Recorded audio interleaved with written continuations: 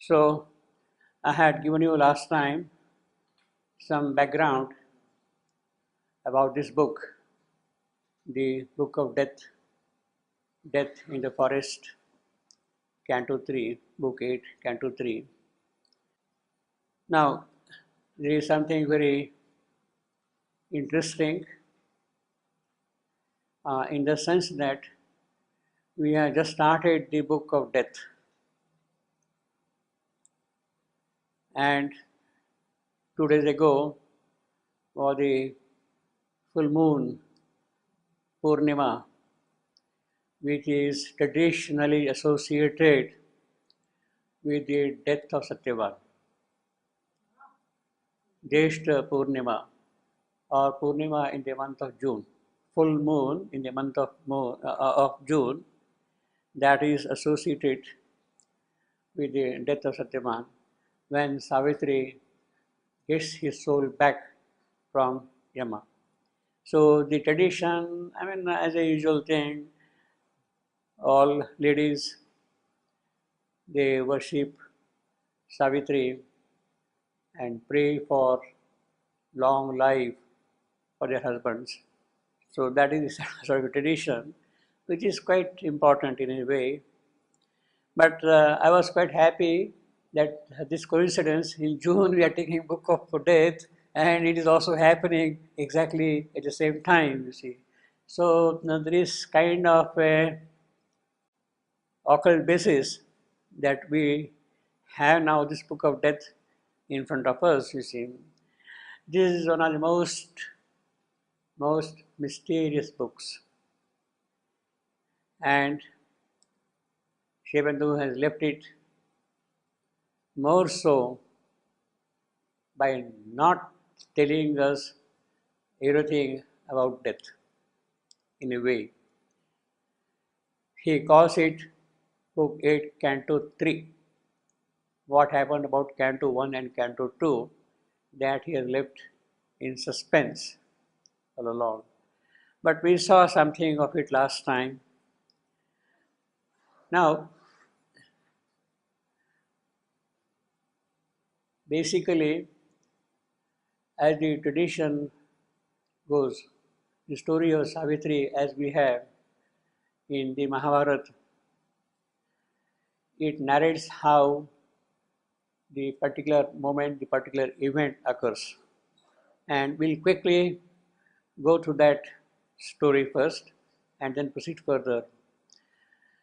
The story of Savitri is narrated in the Mahabharata by Rishi Markandeya, and the narration is to Yudhishthira, the eldest of the Pandavas. Now, therefore, he says, Markandeya said, "O Yudhishthira, with the rolling of several lunar days, at the time was passing, the fated hour when Satyavan must die was also approaching soon." Now, this is important. Several lunar days, in the sense that in it also is the fullness of Savitri herself. In the beginning, Vyasa describes how young Savitri grows. She is born as a daughter to Vashapati, and how she grows in the palace. And there he says, the way the moon advances in its phases and grows to its fullness. It is that fullness of lunar presence which is what we see in Savitri here. And therefore he emphasizes several lunar days that they are now sort of maturing up to the fullness of the full moon.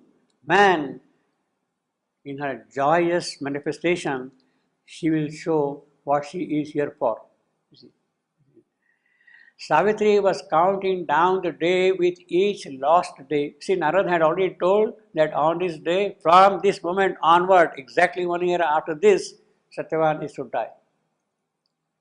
So that is a very important thing. He had made the statement from this moment onward. So the moment is fixed. The marking is already there. The beginning is already marked there, you see. So Savitri is able to calculate now at what moment he will die. And as we have seen earlier, this happens when Narad visits Ashwapati at the noon hour.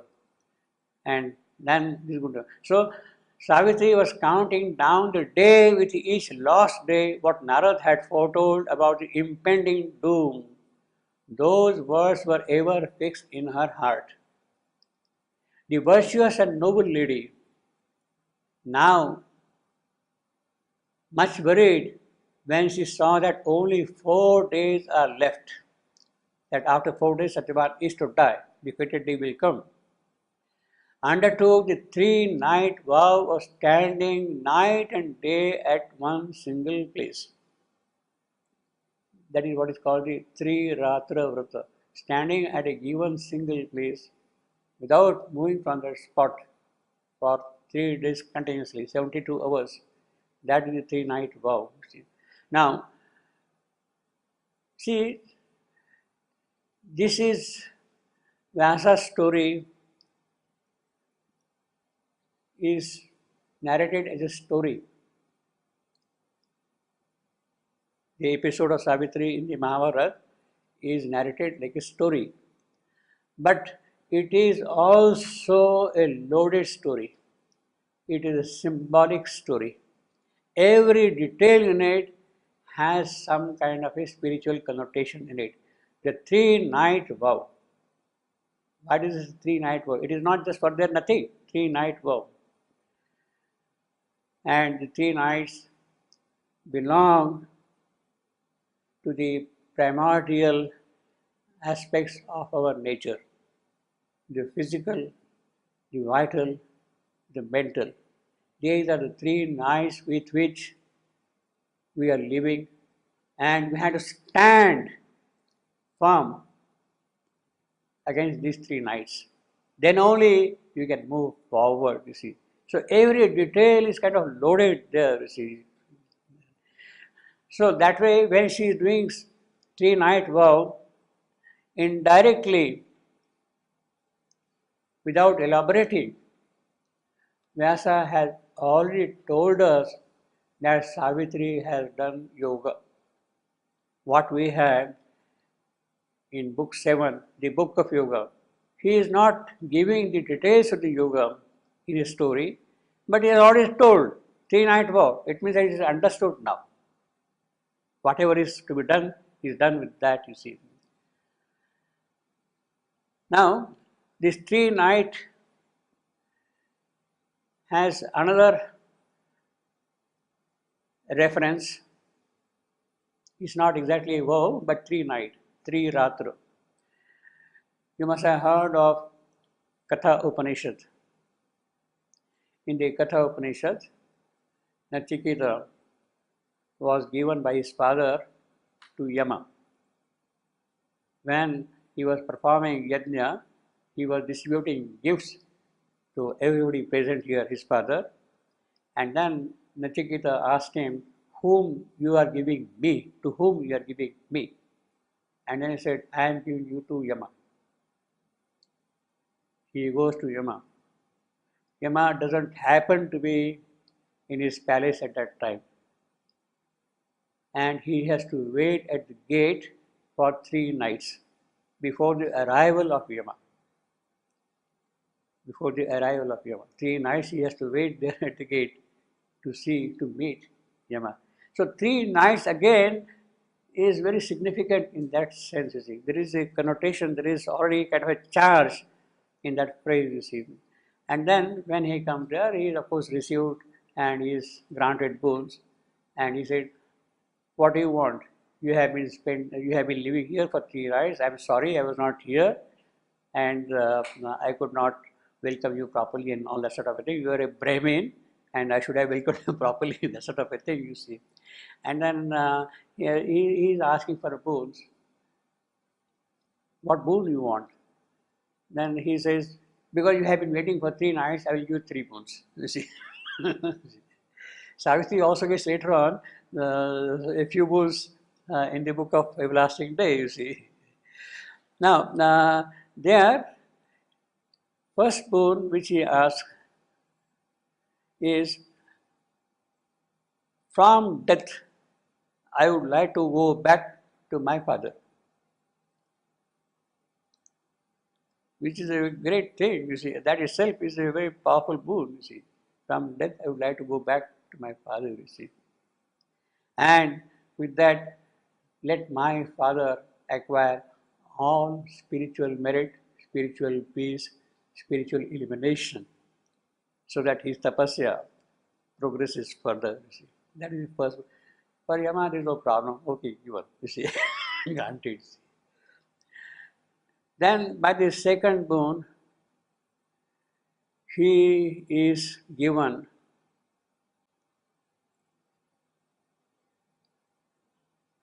the power of re-death. What he calls re-death. Death is under your control. When you want to die, how you want to die, it's entirely your control, you see. Re-death, you see. He's given that. And by the third boon, but then in the meanwhile, Yama tells him, see what you are asking. He wanted Brahma Jnana, Vijnana. He says it's very too difficult to advance. And instead of that, what I will give you is this necklace from my neck with 1,000 jewels. Take the necklace from his neck with 1,000 jewels and gives it to Nachiketa. Now again, what it means is basically necklace with 1,000 jewels, 1,000. That is symbolically the richness of the overmind world. So he has already given through that process all the overmind knowledge to him. But then Nachiketa says, I am sorry, I don't need that necklace. I don't need that necklace, you see. I want that by which I will know whether a person when he dies, whether he is dead or living. I want to know when a person dies, whether he is dead or he is living. That is what I want to know. And then the whole Upanishad arose from that point onward, you see. Because if he is dead, then finish. What is there? If he is not dead, then what are you there for? See, that is the kind of dilemma he is putting to Yama. And then Yama expounds the entire process of knowledge to Nachiketa. So that is the power of the three nights. When you have conquered those three nights, then you really get the higher knowledge, the supramental knowledge, the brighter knowledge. And that is what Savitri is now ready with that. The king, when he heard of this difficult vow, that is Savitri's father-in-law, Dimasena, he was dissuading Savitri, look Savitri, it's a very difficult vow and it is not very easy to carry through.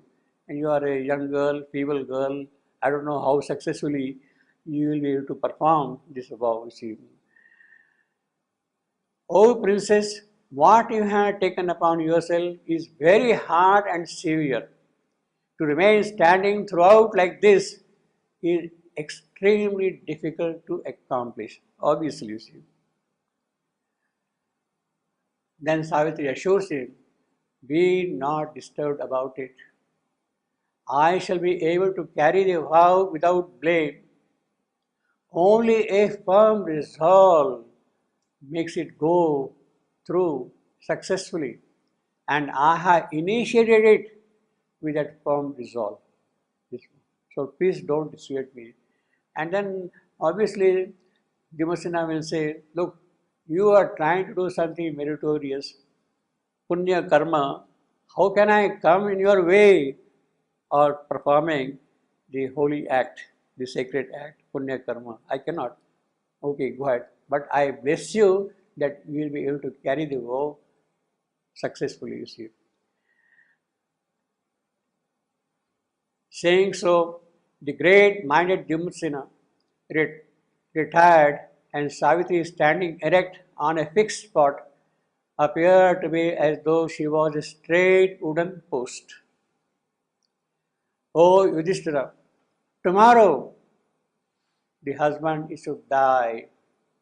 It was with this thought and filled with an intense grief, Savitri remained standing even as the last night of the vow was about to be over. Another 12 hours. Next day, knowing that it had arrived, the fated day had arrived, well with the sunrise she completed the morning rituals and lit a bright fire and made a sacrificial offering to the fire. So she is kindling the yajna. She is offering ahutis to the yajna early morning. So she is already an accomplished lady in spiritual practices. She knows how to do all these things, you see. She has lit the fire, the yajna is kindled, well kindled, and she is offering her prayers, her ahutis to the yajna. So that is indirectly has already told again how Savitri has performed her yoga, you see, without going into the details. Yajna is the most powerful thing, you see. Then she gave her respects and obeisances to all the elders and to the sages and to the in-laws. In the whole ashram area, great sages were there. She goes from hut to hut, from thatch to thatch, pays her respects to them. Reverentially, she stood in front of them. All those dwellers in the sacred forest or the Vanaprastha ashrama, where the holy things are being done, grown in austerity, blessed Savitri. The sages wish for her good, auspicious things and a life without widowhood. Life without widowhood. Avaidya, without widowhood, you see. Entering, now this is the most important thing Savitri is doing. Entering into the yoga, you see, they have blessed her. You will have a life without being a widow. Saubhagyavati, as we call it, you see. You'll be always like that. And she holds on to their words, Savitri. The yoga of meditation, she goes into meditation and fixes those words in her soul. Saubhagyavati, those words she fixes in her soul constantly. Entering into the yoga of meditation and saying to herself, be it so. In other words, she is now assured, so to say, of winning victory over Yama, over death. She, in her heart of hearts, repeated the words of benediction, yoga of meditation. She was an adept in the yoga of meditation. Dhyana Yoga Parayana. Savitri is Dhyana Yoga Parayana. Dhyana Yoga Parayana. She is an expert in the yoga of meditation. Knowing that particular time and that moment, as foretold by Narad to be arriving, the princess was filled with great grief in thought. Obviously, you see, the human Savitri, you see, I mean, in a couple of hours, my husband will be no more there. She knows it now, you see. Oh, Yudhishthira, finding thus the princess seated lonely and quiet, the father-in-law and the mother-in-law spoke with loving tenderness to Savitri, obviously, see. And then they urged her, look, Savitri, you have been carrying on this vow for the last 3 days without taking any food. Now it is time for you to break the fast. Take food. Complete your vrata. And then Savitri replies, no, I shall not take food in the morning. It is only when the sun has departed and my desire is fulfilled that I shall eat. On the fated day, morning, she refuses to take anything at all. Only the evening, when my desire is fulfilled, then only I will eat. This is my heart's resolve and at present, and I shall go by act.